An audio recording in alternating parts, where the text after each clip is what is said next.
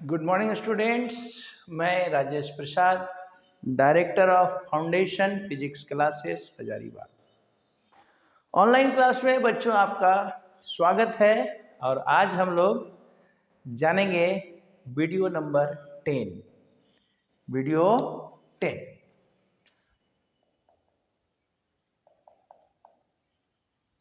Chapter वही है, chapter 2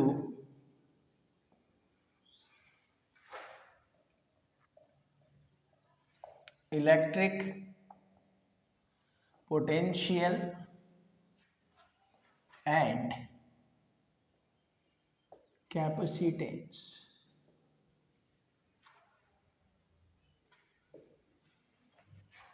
ठीक है बच्चों, तो ये इलेक्ट्रिक पोटेंशियल एंड कैपेसिटेंस क्या है, पहले हम लोग इसको जान लेते हैं। ठीक है, तो किसको कहा जा रहा है ये, सॉरी इस इलेक्ट्रिक पोटेंशियल एंड कैपेसिटेंस में आज जो हम लोगों को टॉपिक जानना है वो है electric potential energy of a dipole placed in a uniform electric field।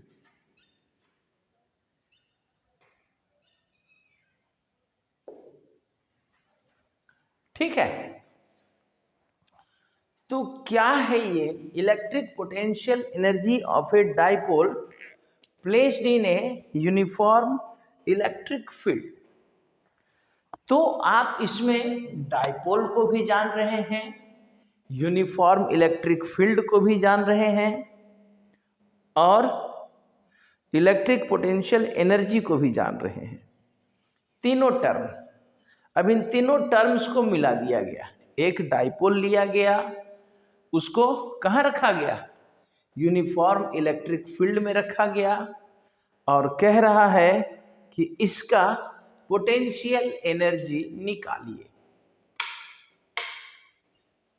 ठीक है, तो अब बात है कि सर हम लोग electric potential energy of A system of charge भी पढ़े हुए हैं, ऐसे भी हम लोग जान रहे हैं कि एनर्जी का बात हो रहा है, यानी यहाँ पर कोई ना कोई काम जरूर हो रहा होगा, क्योंकि जब तक काम नहीं होगा एनर्जी नहीं होगा। एनर्जी का मतलब ही है वर्क डन, यानी कि डाइपोल को जब इलेक्ट्रिक फील्ड में रखा जा रहा है तो there must be a work has to be done. इसका मतलब है कि वहां पर एक जरूर कोई काम हो रहा होगा और जो काम हो रहा होगा वही काम डाइपोल का एनर्जी कहलाएगा। तो आप लोगों को 11th क्लास से ही समझाते आ रहे हैं कि एनर्जी का मतलब work done.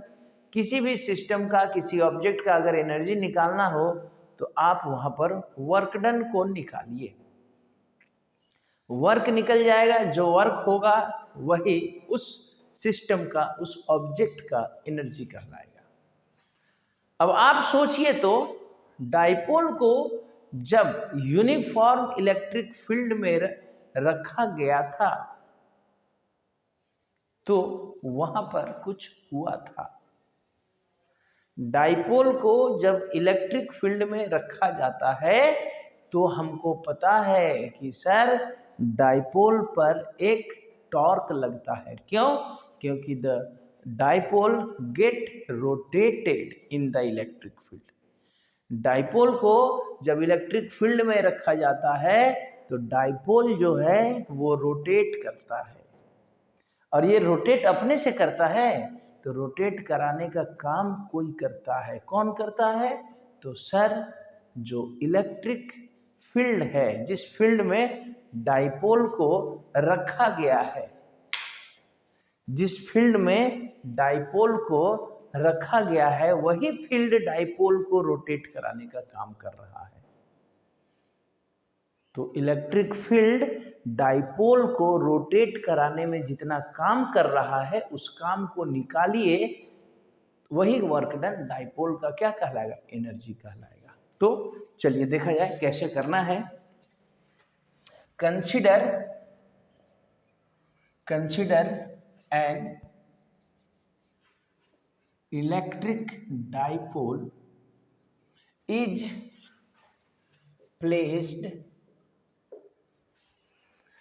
placed in a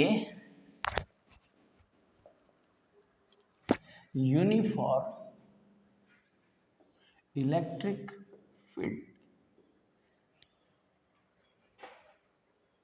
We know that when a dipole is placed in a uniform electric field, then the dipole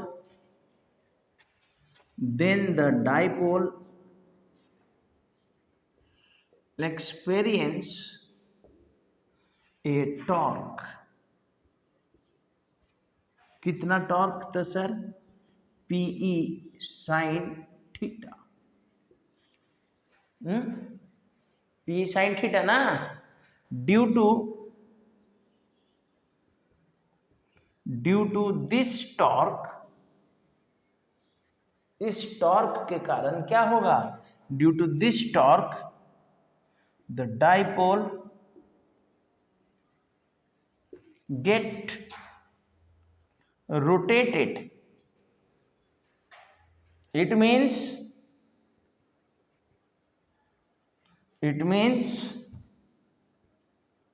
work is done by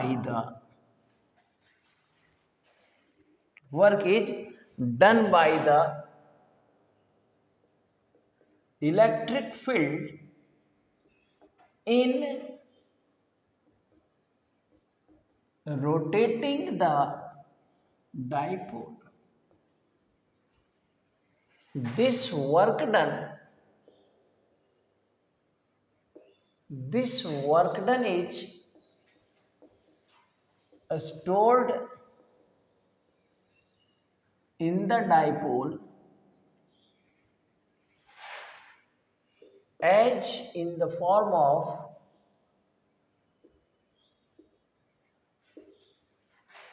energy, as in the form of electric potential energy. यही बात अभी थोड़ी देर पहले भी आपको बताया। क्या बताया, एक डाइपोल लीजिए और उसको इलेक्ट्रिक फील्ड में रख दीजिए।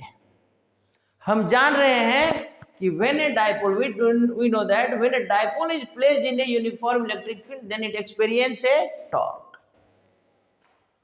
जब एक डाइपोल को हम लोग यूनिफॉर्म इलेक्ट्रिक फील्ड में रखेंगे तो ये डाइपोल क्या करेगा, एक टॉर्क एक्सपीरियंस करेगा। कितना टॉर्क, PE साइन थीटा, यही ना। और टॉर्क लग रहा है, टॉर्क एक्सपीरियंस कर रहा है, इसका मतलब वो डाइपोल वहां रोटेट करेगा। Due to this torque the dipole get rotated. इस टॉर्क के कारण डाइपोल रोटेट किया, या तो कहिए रोटेशन के कारण टॉर्क डेवलप हुआ। एक्चुअली टॉर्क के कारण रोटेशन डेवलप होता है। ठीक, इसका मतलब है कि जब डाइपोल रोटेट किया, इसका मतलब है कि रोटेट कौन कराया, इलेक्ट्रिक फील्ड। तो इलेक्ट्रिक फील्ड डाइपोल को रोटेट कराने के लिए इलेक्ट्रिक फील्ड कुछ काम किया होगा। इट मीन्स, इसका मतलब है work is done by the electric field in rotating the dipole. इसका मतलब है कि डाइपोल को रोटेट कराने में इलेक्ट्रिक फील्ड को कुछ काम करना पड़ा। एंड दिस वर्क डन, और यही काम is stored in the dipole as in the form of electric potential energy। और यही वर्क डन डाइपोल में इलेक्ट्रिक पोटेंशियल एनर्जी के रूप में जमा हो जाएगा। अब इसी वर्क डन को निकाल दीजिए, जो वर्क डन निकलेगा यही आपका इलेक्ट्रिक पोटेंशियल एनर्जी कहलाएगा।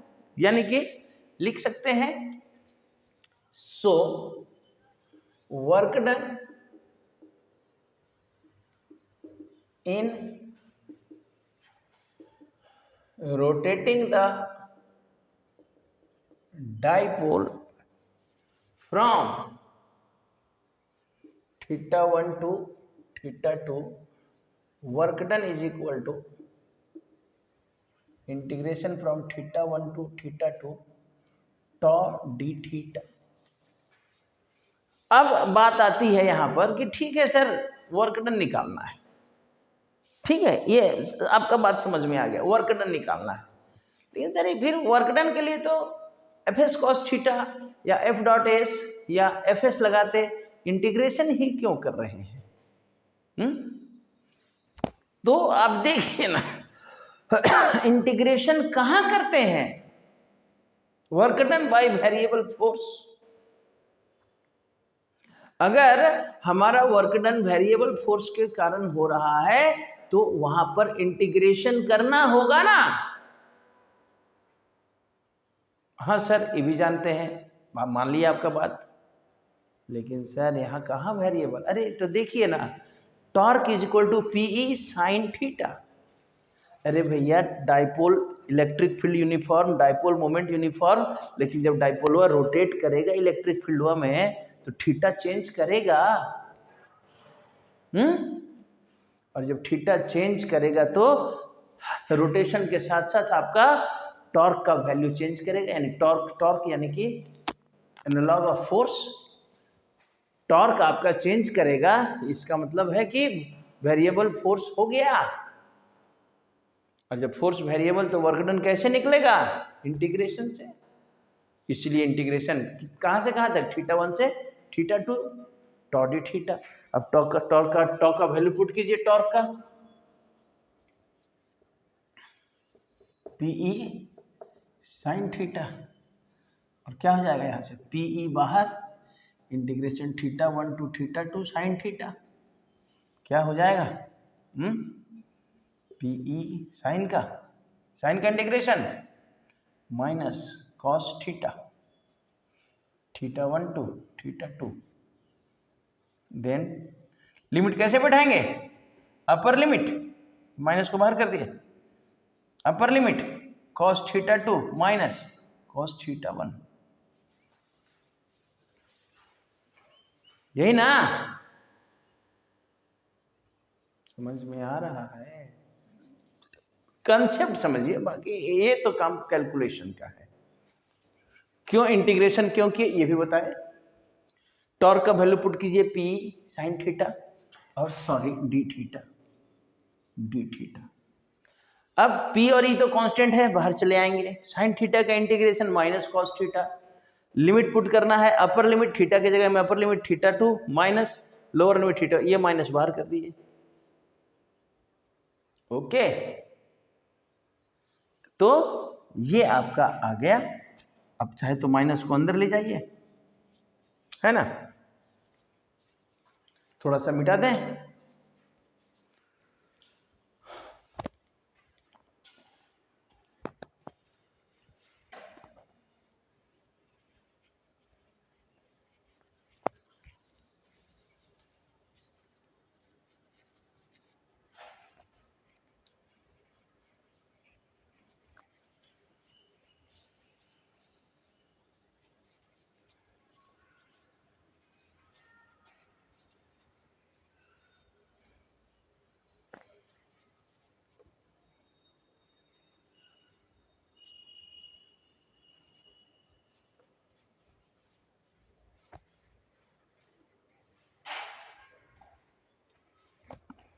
चलिए, तो ये जो वर्क डन आया इसको हम ऐसा भी तो लिख सकते हैं, और W equal to PE cos θ1 minus cos θ2, minus अंदर किया मल्टीप्लाई, तो यही work done, this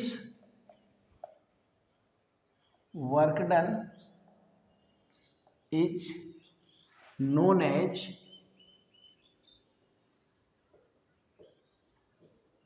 electric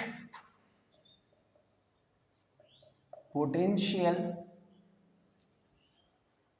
energy of the dipole.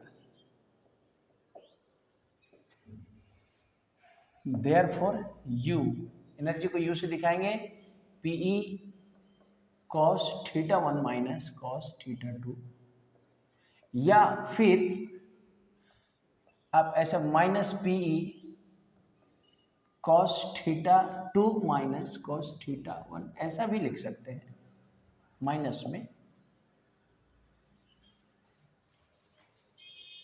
ठीक है। दिस इज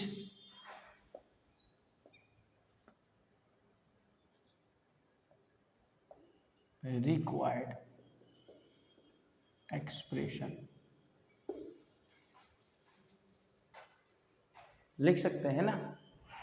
और ये P cos थीटा का टर्म है तो also minus P dot E भी लिखा जा सकता है, क्या लिख सकते हैं, P डॉट ई लिख सकते हैं। आया समझ में? तो चलिए एक बार फिर से समझ लें हम लोग टॉपिक को, बहुत इंपॉर्टेंट टॉपिक है ये, 3 नंबर में एग्जाम में पूछता है।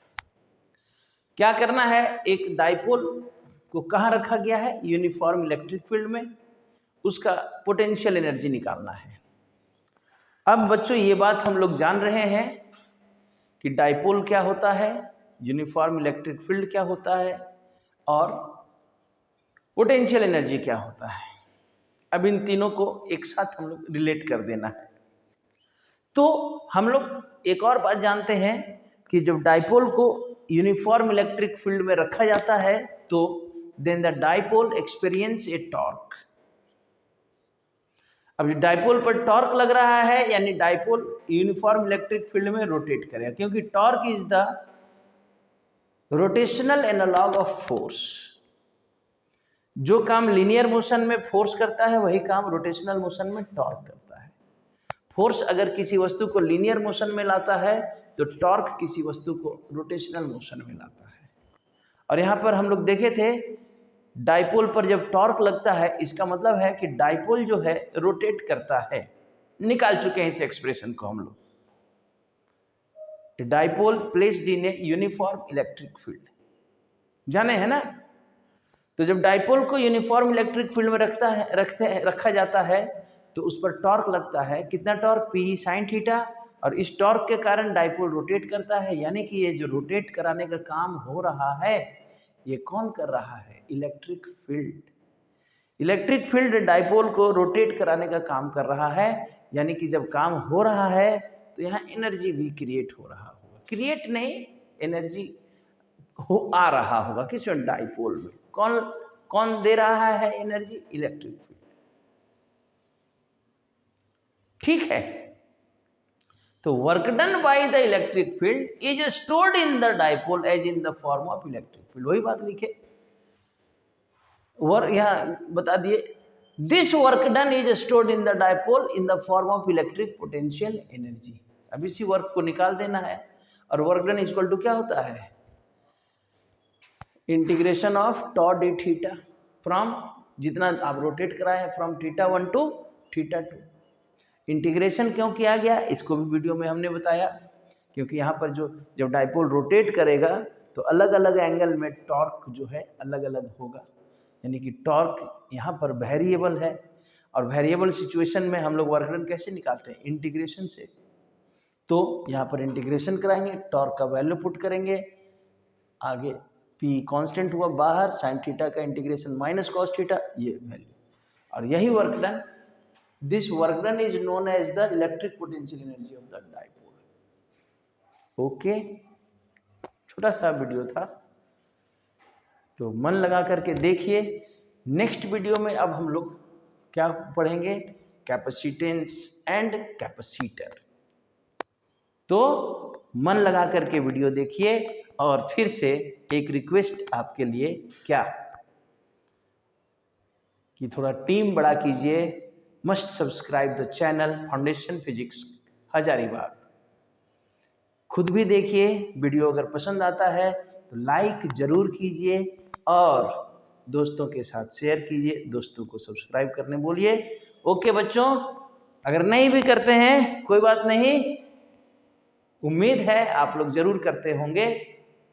Okay, bye.